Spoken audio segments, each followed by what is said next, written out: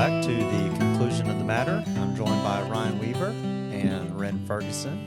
This is Robbie Santiago, and we are the conclusion of the matter because Solomon writes in Ecclesiastes chapter 12, verses 13 and 14, "Let us hear the conclusion of the whole matter. Fear God and keep his commandments, for this is man's all. For God will bring every work into judgment, including every secret thing, whether good or evil." As always, we are grateful that you have tuned in, whether on YouTube or whether via podcast. However, be sure to share this with others on social media. Like this video, share it, interact with it so that other people can see and other people can maybe dive a little bit into God's Word with us. But I'm going to go ahead and kick it over to Ren, and he's going to surprise us with this week's edition. I know y'all are waiting on pins and needles because it's been a whole 30 seconds since the last episode. A little longer for the rest of you. But we're finishing our study of the book of Judges, again, continuing the segment of Know Your History. And so we're starting in chapter 11 with Jephthah. And at the close of last week's episode, we talked about how the Philistines and the Ammonites had risen up against the people of Israel, and so they cry out to God. God basically says, "I'm not helping you this time," but they continue to cry out to God in wanting someone to deliver them. And so at the beginning of chapter 11, we're introduced to this man named Jephthah. It talks about how he was a mighty warrior, but he was the son of a prostitute. That was the mighty man of valor. That was another spot. Yeah. So they end up basically selecting him, or in trying to convince him to be their leader. In verse 6, they say, "Come and be our leader, that we may fight against the Ammonites." In verse 7, Jephthah says to them, "Did you not hate me and drive me out of my father's house? Why have you come to me now when you are in distress?" And so kind of going back, kind of similar to Abimelech, there was, Abimelech was kind of an outsider, Jephthah kind of being a bit of an outsider here. And now they're coming to him asking for help, and he's basically saying, they even roasted him and kicked him out of town. But calling him a bunch of names, said, "Get on out of town." And then they're like, "Oh wait, actually, we need you." we were real sorry about all this, Jephthah. We actually, what we meant to say was that we need you to lead this army against our enemies. So what do you say? Just kidding. Yeah. And so he does agree, and he sends word to the king of the Ammonites, starting around verse 12. He sends a message, and he says, "What do you have against me that you come to me to fight against my land?" And the king of the Ammonites, starting in verse 13, said, "Because Israel, on coming up from Egypt, took away my land from the Arnon to the Jabbok, and to the Jordan. Now therefore restore it peaceably." And then Jephthah denies the claims. He says Israel did not take away the land of Moab or the land of the Ammonites, but when they came up from Egypt, Israel went through the wilderness to the Red Sea and came to Kadesh. Israel then sent messengers to the king of Edom, which were their cousins, saying, "Please let us pass through your land." But the king of Edom would not listen. And they sent also the king of Moab, but he would not consent. So Israel remained in Kadesh. Then they journeyed through the wilderness and went around the land of Edom and the land of Moab, and arrived on the east side of the land of Moab and camped on the other side of the Arnon. But they did not enter the territory of Moab, or the Arnon was the boundary of Moab. He continues. There's a lot of history that he continues to go through, but ultimately, basically says someone else took your land, not us. Basically, that's the gist of it. That's a good summary. Did you have something else? Yeah, not that. Well, basically says, all right, these people in your land said no, we can't come through, so we went around. So it's somebody else that was in your territory that took it, and then when they occupied it later on, we came in after them. But it was not when you had occupied it. We didn't even, weren't aware. Yeah, but in verse 28, the king of the Ammonites did not listen to the words of Jephthah that he had sent him. So basically, the king of the Ammonites had already made up his mind, and that wasn't going to change it. And so Jephthah then makes a vow in verse 30. He says, if you will give the Ammonites into my hand, then whatever, and he's speaking to the Lord, then whatever comes out from the doors of my house to meet me when I return in peace from the Ammonites shall be the Lord's, and I will offer it up for a burnt offering. And so he goes over and he defeats the Ammonites. But then in verse 34, he comes back home, and behold, his daughter came out to meet him with tambourines, with dances, and she was only a child.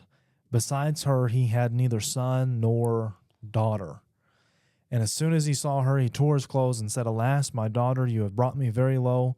You have become the cause of great trouble for me, for I have opened my mouth to the Lord, and I cannot take back my vow. And she basically tells him in verse 36, keep the oath, keep the promise. You've opened your mouth to the Lord. Do to me according to what has gone out from your mouth, now that the Lord has avenged you on your enemies, on the Ammonites. And so there's, again, as we talked about before, there's a lot of speculation as to whether or not he actually kept it, or as Ryan mentioned last week, whether it was figurative or what have you. But, I mean, he does say, I'm going to offer it up for a burnt offering. I mean, then you kind of get into the whole discussion of, well, God condemned them to offer up child sacrifices to Molech and things like that. That's a whole deeper study that's not really within the purview of this segment or episode. Do y'all have anything on chapter 11? Anything else?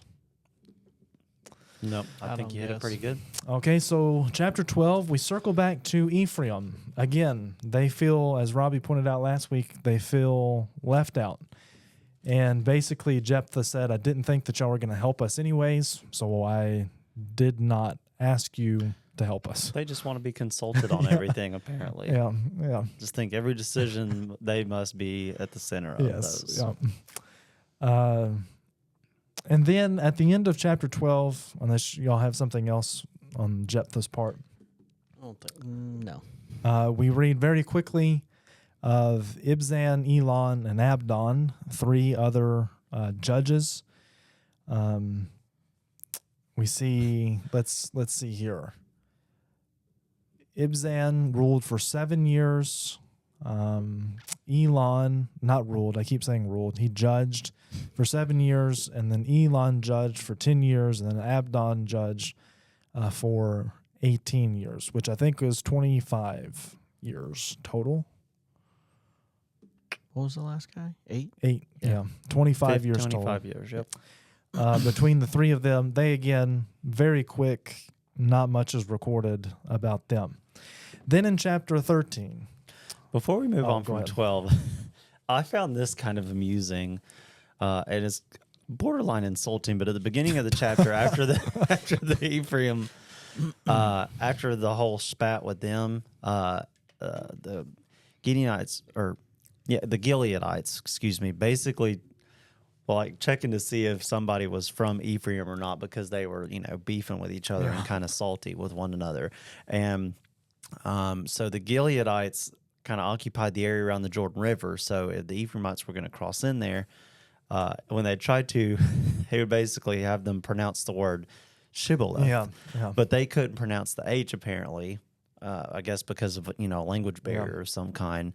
And so that's when they'd just say Sibboleth. And so that's how they would know they were from Ephraim or not. But I found that kind of amusing. I found myself, as I was preparing, saying that word a few times just to practice. But and anyway, then if they couldn't say it, they would kill them. So there fell at that time 42,000 Ephraimites, all because they could not pronounce the this word. Yeah.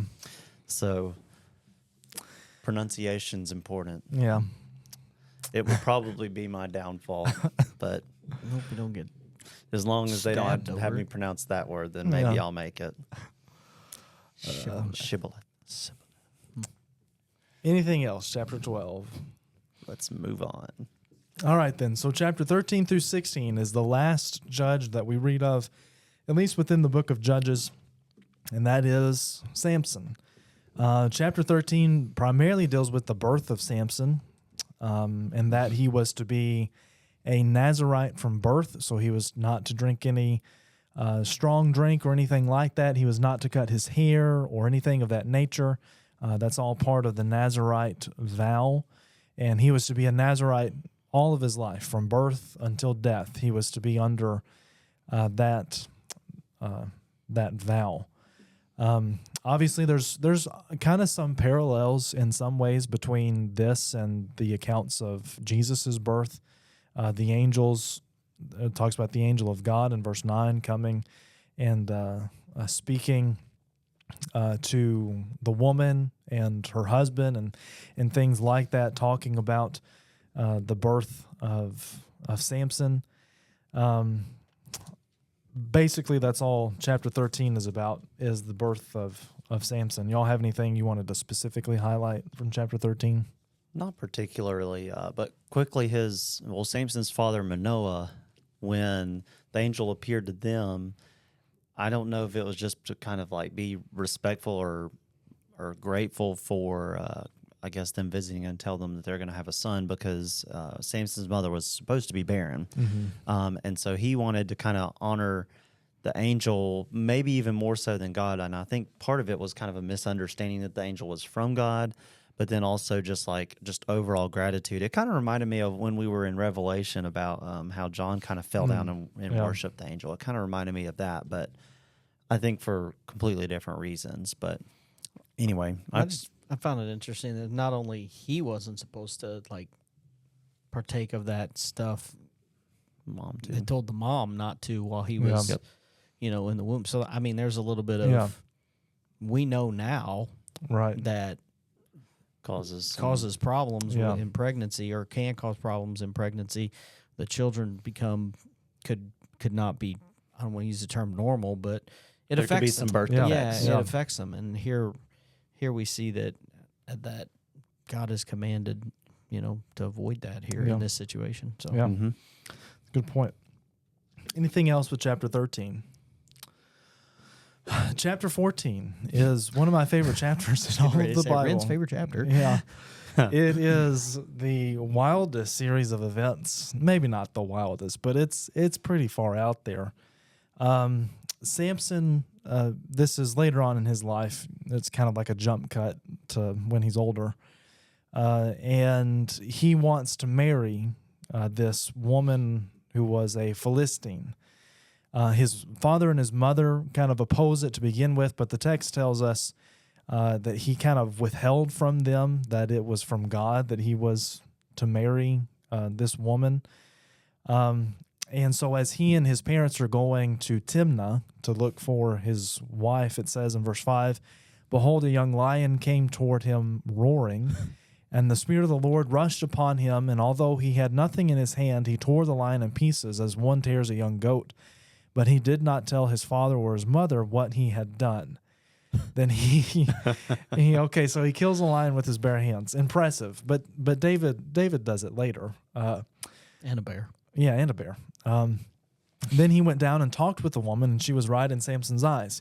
After some days he returned to take her, and he turned aside to see the carcass of the lion, and behold, there was a swarm of bees in the body of the lion and honey. And he scraped it out into his hands, and went on, eating as he went. And he came to his father and mother, and gave some to them, and they ate. But he did not tell them that he had scraped the honey from the carcass of the lion. So again, he kills this lion with his bare hands. Some days, I don't know how long it's been, but obviously it's been long enough for the body to start decomposing and for bees to inhabit it. And he goes and he sees the bees that are in there, and I don't know what possesses him to do this, but he takes the honey out of the dead lion and eats it. And then we were talking about this earlier. He doesn't only eat it himself, but then he gives it to his parents without telling them. Is he trying to prank them or something? I don't know. It's just it's so bizarre to me. And then they're having this wedding feast. And he, we see in verse 11, as soon as the people saw him, they brought 30 companions to be with him. And Samson said to them, "Let me now put a riddle to you. If you can tell me what it is within the 7 days of the feast and find it out, then I will give you 30 linen garments and 30 changes of clothes. But if you cannot tell me what it is, then you shall give me 30 linen garments and 30 changes of clothes." So they agree. And the riddle is in verse 14, "Out of the eater came something to eat. Out of the strong came something sweet." So he kills the lion, eats the honey, gives it to his parents, then makes a riddle out of it. Again, it's just so bizarre.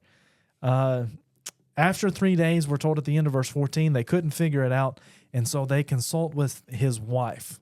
Clearly, women have always been his weak point, seemingly, because she eventually pesters him to the point where he tells her the answer to the riddle. She tells it to the men of the city. They come back to Samson in verse 18. "What is stronger than honey? What is stronger than a lion?" And he said to them, "If you had not plowed with my heifer, you would not have found out my riddle."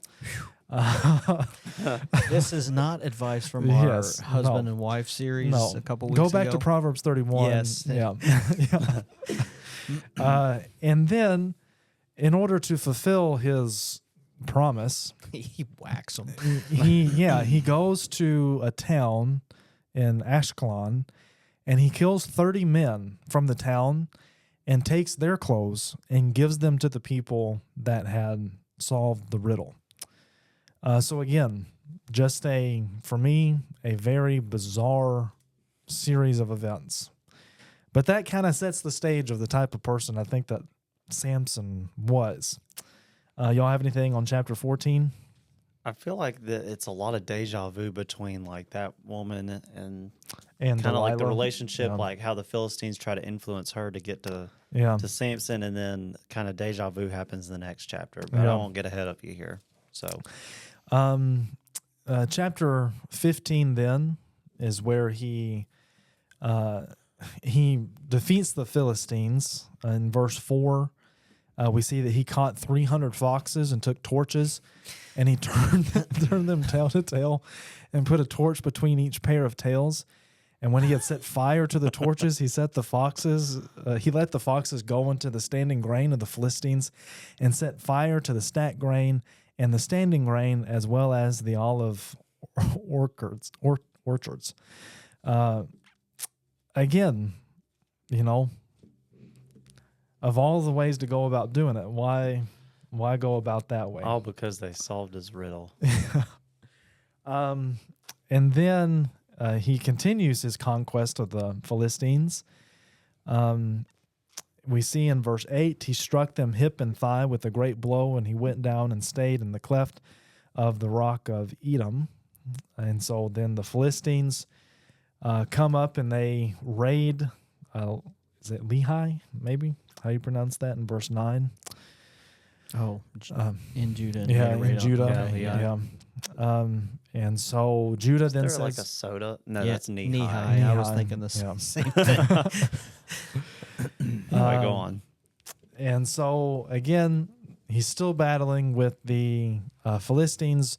If you just drop down quickly to verse 15, this is kind of the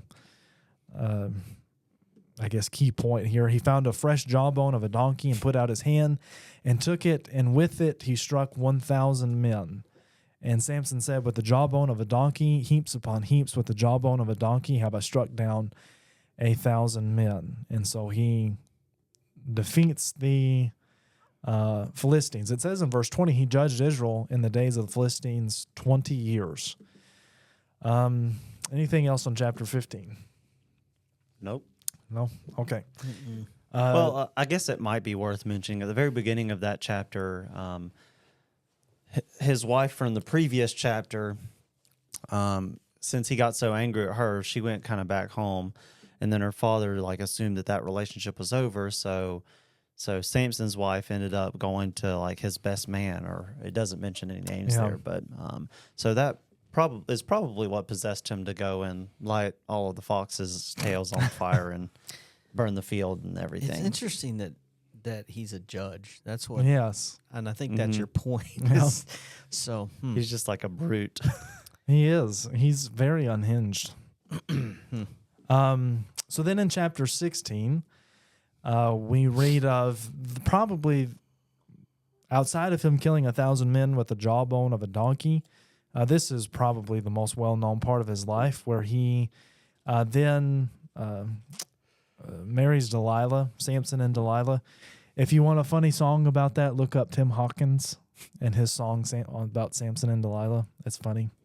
It's a parody that he does. I don't remember what the original song was, but It's not Hey There, Delilah, is it? yeah. Oh, yeah. Hey There, Delilah. That's what it is. Yeah. And so he goes into her. She's a prostitute. We see in verse 16. The Gazites were told that Samson has come here, so they surround the place, set an ambush for him all night at the gate of the city. And they keep quiet all night, saying, "Let us wait until the light of morning, then we will kill him." There's a series of events here where they keep trying to capture Samson, but he keeps either breaking free or defeating them in some way or being able to escape them. And so they're constantly using Delilah, like, hey, figure out how he's so strong, because he had this supernatural strength because of his hair. And he keeps giving her all of these, he keeps lying to her, saying, oh, well, this is why I'm so strong, or this is why I'm so strong, or if you bind me with this, then I won't be able to break it. Just continuously lying until Delilah, I guess, eventually wears him down. and he finally tells her the truth. And so while he's asleep in verse 14, Delilah cuts his hair. And so now he does not have that miraculous strength. And so they're able to come and take him, and they arrest him. And ultimately... That was verse 19. Verse 19? What did I say? 14. Oh. Right? Verse 14 is where... She cuts it in 19. Right? Yeah. Sorry. But so it is his hair, but it's through the power of God, right? It's like... So, yeah, he says it's his hair, but we'll see anyway. Right. You can also, I think it specifically mentions that the power of God had kind of left him. Yeah. And so, good point there. And that goes back to the Nazirite vow. That's why he was not to cut his hair. It was part of like a covenant agreement that he was supposed to be a part of from birth, and that as long as he did not cut his hair, he maintained that Nazirite vow, the strength of the Lord would be with him. But because he revealed that and Delilah cut it, as y'all were pointing out, that strength left him. She wore him down. Yeah, persistence, I know. just like me and my cat Leo. Okay. Tried for several years. All right. I'm glad you didn't say Allison. Yeah. No. Well, that was the reason that we have our cat Leo. Just after several months of pleading, eventually I consented to our third cat. So. And so the Philistines capture him. In verse 21, we see that they gouge out his eyes and they bring him to Gaza. And he's there kind of in the, as we see starting in verse 23, the Philistines gathered to offer a great sacrifice to Dagon, their god, and to rejoice. And they said, our God has given Samson, our enemy, into our hand. And when the people saw him, they praised their God, for they said, our God has given our enemy into our hand, the ravager of our country, who has killed many of us. And so he's there, and he is kind of chained between the pillars, as you see in verse 25.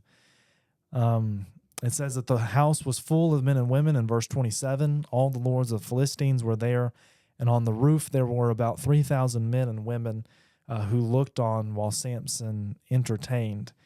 But then Samson prays to God, and he asked God to give him strength one more time and to be able to avenge the Philistines for gouging out his eyes.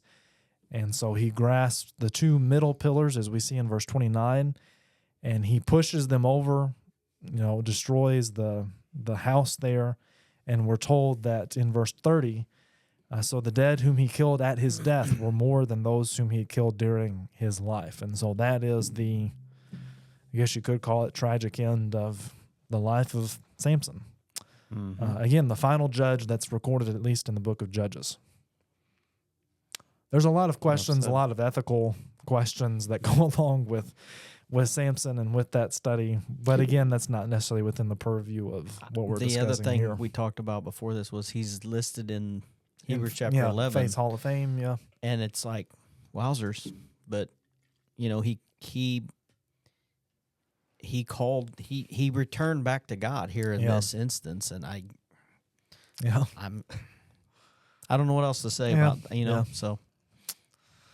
God did not approve of a lot of things he did, I would say. I wouldn't think so. Yeah. No. You have anything else, Robbie? He had an interesting life, that's for sure. Yes, he did. So chapter 17 through the end of the book of Judges, as we mentioned, doesn't even deal with judges specifically. It just deals with a number of other issues that arose after Samson. In chapter 17 and 18, you read about a man named Micah and this Levite. Basically, this Levite was traveling around kind of looking for somewhere to be a priest. And Micah convinces him to stay with him and to be kind of like the priest of his family type of a thing. And so we see in verse 11, the Levite was content to dwell with the man, and the young man became to him like one of his sons.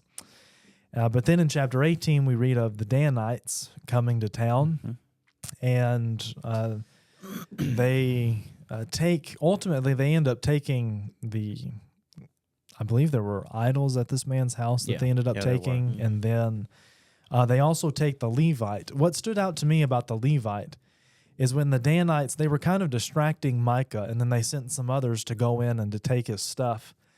And what's interesting to me is in verse 19, as the Danites have come into the house, they're taking the gods. The Levite comes and he says, "What are you doing?" And they say to him in verse 19, "Keep quiet, put your hand on your mouth, and come with us and be to us a father and a priest. Is it better for you to be a priest to the house of one man, or to be the priest to a tribe and clan in Israel?" And the priest's heart was glad. To me, that shows he was not in it in sincerity, but he was in it for prosperity. Well, it kind of shows that in the verse beginning 10. of chapter 17. It kind of mentions like the backstory of, Micah going in, and I think it was Micah's mother, like the two of them kind of like get together, and then they like send some money off to a silversmith to make a bunch of like stuff, like carved images and basically idols. In verse 20, the priest took he was practicing idolatry. Yeah. He was a Levite, but he wasn't being a priest for God. And then Micah basically just bribed and said like, "Hey, I'll pay you, and I'll give you a place to stay, a bunch of food to eat." Yeah. So but then when he was presented with a better opportunity of like a higher position, I can be a priest for a whole clan, not just one family. All right, good. He's basically a priest mercenary. And he stole the idols. Yeah, he stole the idols. What are you doing with all this? I'm taking my gods and going take my ball and go home type of deal. And so that's basically the story of Micah and the Danites and the Levite. You have anything else on chapter 17 and 18? It's just interesting, like their reaction, like the priest, but also like Micah's. Whenever he like catches them, he's like, "What are you guys doing with my stuff?" And they're like, "Well," and he's like, "Well, why don't you give it back?" But he realizes he's not like strong enough to take on the tribe by himself. So he's like, "All right, well, I guess I'll just go home now." So anyway, it's just kind of an odd exchange between all of the parties here. Well, in verse 24, he said, "You take my gods that I made and the priest and go away, and what have I left?" And then you ask me, "What is the matter with you?" Yeah, what's the matter? He like casually, and they're like, "What's the matter with you?" You just took all my stuff. Yeah, you took all the stuff out of my house. You just robbed me. Matter with me? Anyway, what's the matter with me? What's the matter with you? But okay. All Anything else? Next. So chapter 19 through the end of the book of Judges all deals with the same instance. And basically there is this Levite who has a concubine, and he basically travels to the city of Gibeah. And the men there talk about in verse 22, they were making their hearts merry. "Behold, the men of the city, worthless fellows." Now you learned earlier in verse 16 that the men of this city, they were Benjamites. So they were of the tribe of Benjamin. But in verse 22, they're called worthless fellows. surrounded the house, beating on the door. And they said to the old man, master of the house, bring out the man who came into your house that we may know him. To me, this is very reminiscent of Sodom and Gomorrah. Because they're wanting basically to sleep with the Levite. But the master of the house, went out to him and said to them, no, my brothers, do not act so wickedly, since the man has come into my house. Do not do this vile thing. Behold, here are my virgin daughter and his concubine. Let me bring them out now, violate them, and do with them what seems good to you. But against this man, do not do this outrageous thing. This goes back to the patriarchal type of system that they were under socially. Women were deemed like property. Yeah, property, and not even, I guess you would say, not even necessarily fully human, kind of like a subclass of human, if you will. That's why he offers up, not saying that was right of this man to offer up his daughter and the concubine, but that explains why he did it. And so they violate those women to the point where the concubine actually dies. And so the Levite then, whenever he returns home, if you read the text, he takes her, he cuts her up into 12 different parts and sends her to the different tribes throughout the land. And when we get to chapter 20, the end of chapter 19, in verse 30, it says, all who saw it said, such a thing has never happened or been seen from the day that the people of Israel came out of the land of Egypt until this day. Consider it, take counsel, and speak. And so then in chapter 20, as a result of this, basically the other tribes wage war against Benjamin for the atrocity that they had committed.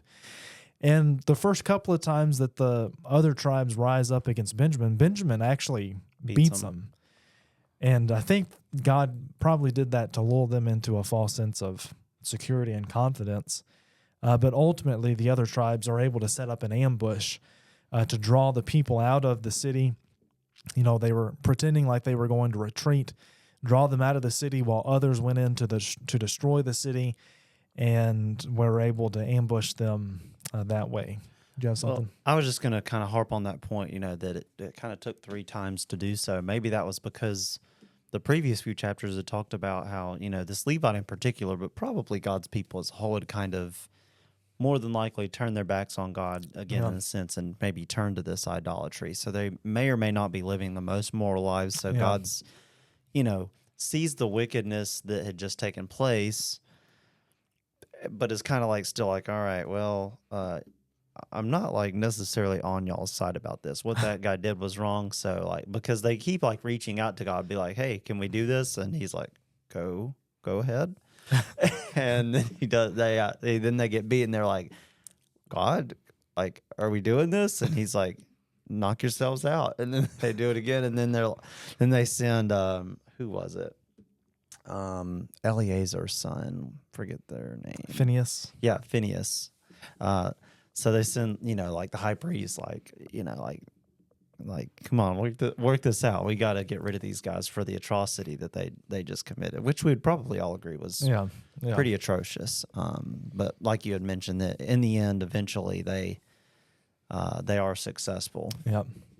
But then they like feel really bad because Benjamin's kind of like considered one of us. Yeah. So they feel like really guilty about that. And I didn't know if you were going to. I didn't know if you were going to get into any of that stuff. Yeah. So it's basically just the point. What you just brought up. They didn't want Benjamin to be totally wiped out and cease being a tribe. Just like, just tell us who did it to begin with. Yeah, and so they find wives to give to the remaining men of the tribe of Benjamin so that they can continue being a tribe. Basically. Y'all have anything else? That's pretty much what I was going to bring up about it. So that's the book of Judges. I know we were kind of flying through some stuff there. Again, very high level. This covers a couple hundred year. I can't remember exactly how long it was. Ruth. What was interesting on that is that I read an article in Apologetics Press that there's a contradiction because I've studied about that. One manuscript, I think that the New King James and the King James says 450 years that the judges rule. Is it during It's in Acts. Stephen's sermon in Acts 7. Yeah, where- I believe that's yeah. where it's at. But then, like the ASV, ESV, they lump that 450 years into a broader time frame. So I don't know that we really know how long, but maybe we could add them up. I'm not sure. Yeah, But I'm sure we could. Yeah. I don't know. Roughly. I just I read that and Yeah. thought that was interesting because it's like you depending on what version you're reading. But Yeah. And then the next book, which we'll probably cover, is Ruth.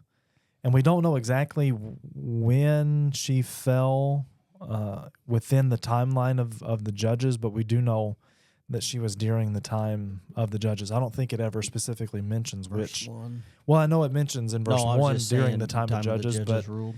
I don't know if it mentions specifically which judge or judges. Annabeth, Just when there was a famine. Yeah. sojourn in the country of Moab. So maybe during the I don't know The Moabites Moabite. were, Yeah. yeah. So Eglon? Eglon? Was that Eglon? that was Actually, didn't we look at that on this the timeline We of probably the world could. that I looked at? Eglon that I was have? the only one from the Book of Judges that I From remember as being Moabites, yeah. from Moab, and that was pretty early on. I think Yeah. he was like really It was the second judge. one. Yeah, yeah. So yeah, So or that she would have been falls into Ehud this- was the second judge. Yeah, Eglon was yeah, the king. yeah. Yeah. So she falls into this same general time period as Timeframe, well. Yeah. But we'll stop there. I know again it was very, very quick, very high level, but to kind of get a general knowledge and time frame of what we're talking about here, this is the time period from between Joshua and before Saul, before Samuel, and Samuel later appoints Saul as the first king of the people of God. And so that's the time period, kind of this, I don't know, this gap between these definitive rulers of God's people. Mm-hmm. Y'all have anything else? I don't think so. Okay. Well, just found it interesting that he cut him in all those pieces. It reminded me of one of the serial killers. We were talking about this earlier. I don't remember which serial killer used to cut up his victims and stuff, but it reminded me of something that you'd see on like Sherlock Holmes, even something like that, just like really obscure. Yeah. Anyway, Okay.